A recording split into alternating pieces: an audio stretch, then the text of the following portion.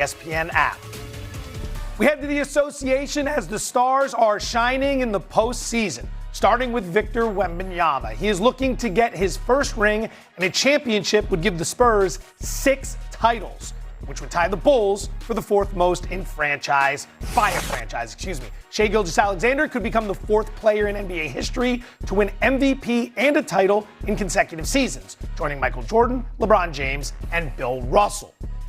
Jalen Brunson is taking the Knicks back to the finals for the first time since 1999. With a championship, he could do something no Knicks player has done since 1973. Gentlemen, welcome back. Perk, we begin with you. Whose stock rises the most with the ring, SGA or Brunson? Big body Brunson. To me, that's a no-brainer. We're talking about a guy that was drafted in the 2nd round, a guy that took so much heat once he was signed by the New York Knicks, one of the best free agent signings in NBA history.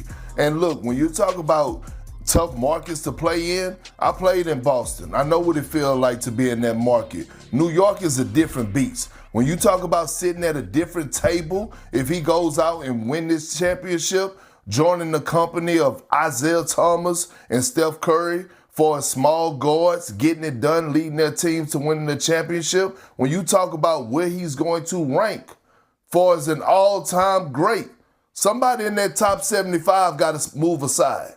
Big body Brunson win this NBA championship, somebody got to move aside in that top 75. What he has done in the New York Knicks uniform has been nothing but a beautiful thing to see. He wins this NBA championship. He joins the company of Isaiah Thomas and Steph Curry. Somebody in the top 75 have to move out. And Jalen Brunson now becomes one of the best athletes ever in the New York area.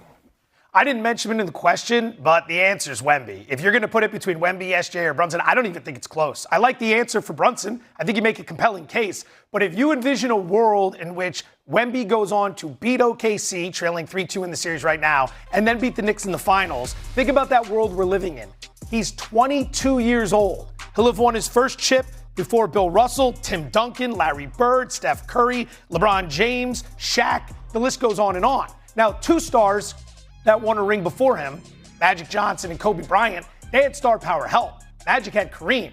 Kobe Bryant had Shaq. Wemby is the number 1 option in San Antonio. He's the reason. He's the big ticket option. This OKC team 1 year ago, we were talking dynasty with them.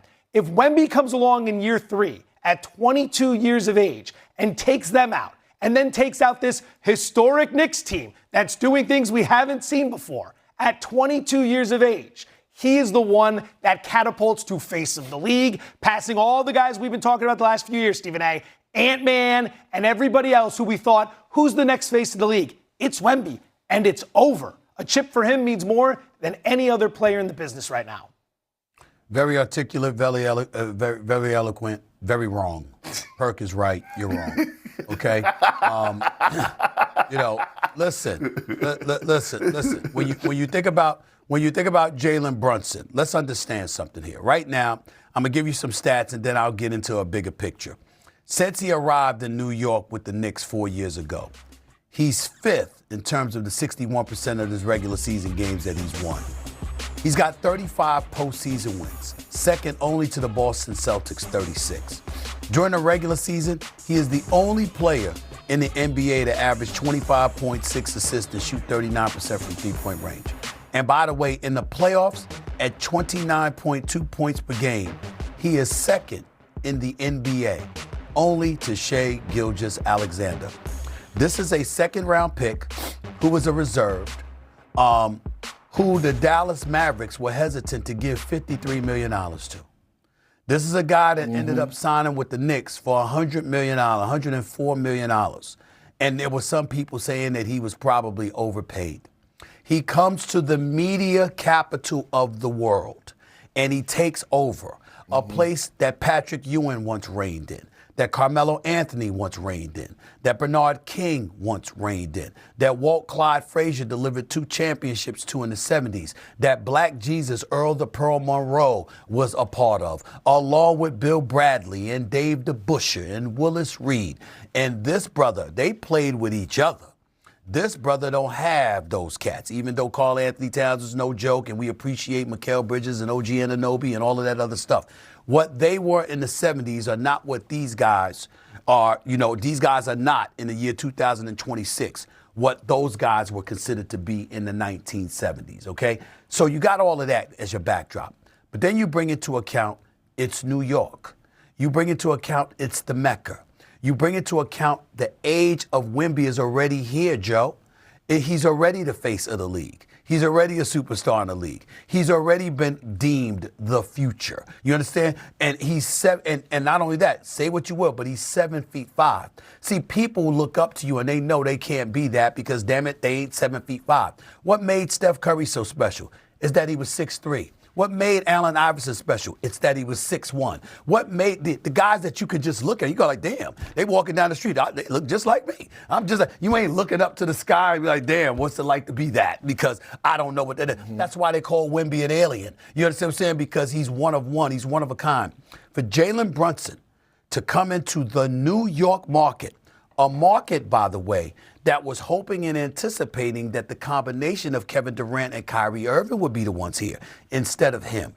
And to do what he has done and to watch the maturation, it's not like he just all of a sudden showed up, got in the first round. They lost in the conference semifinals. They lost in the conference finals. And now here they are in the finals. That's been the path, a constant level of ascension, leaning on the leadership of a dude that was supposed to be a role player. And instead, he's been a superstar in this league. And at a time when we're looking at a guy 7'5" and everybody's talking about he's the future, if you are Jalen Brunson, you become a champion under one of 2 conditions.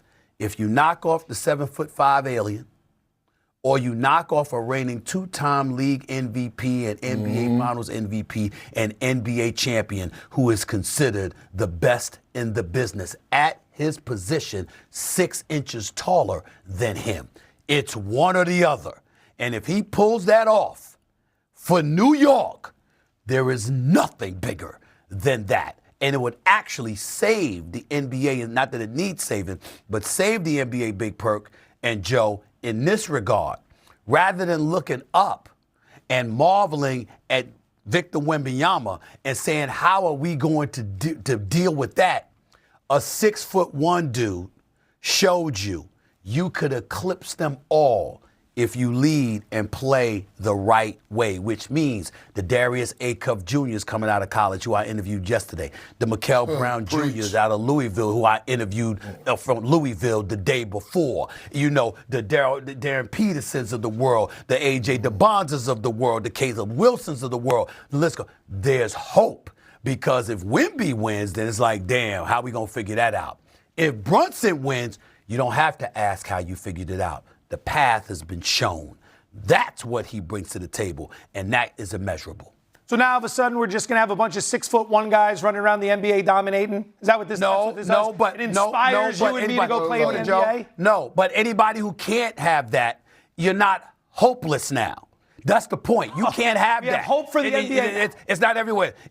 I'm just saying, it's going to be, if you beat them, yes. If you can't beat them, I mean, damn, that's a lot to look at. You got to look up at 7'5" with his skill set all the damn time. You're like, damn, how are we going to overcome this? But if it is overcome by a 6'1" guard, that says a lot about what other teams should be able to figure out doing down the line.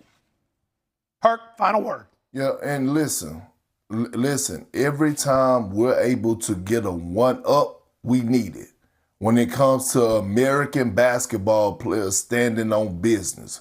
Because as we know, the MVPs have went to, the overseas guys, guys that are non-American basketball players. Anytime we could get a one-up, it's a great thing for America. So genetics and patriotism is the argument for Jalen Brunson. It's hard to argue with that, gentlemen. Hard to argue with that. So we're going to move to the NFL, where things never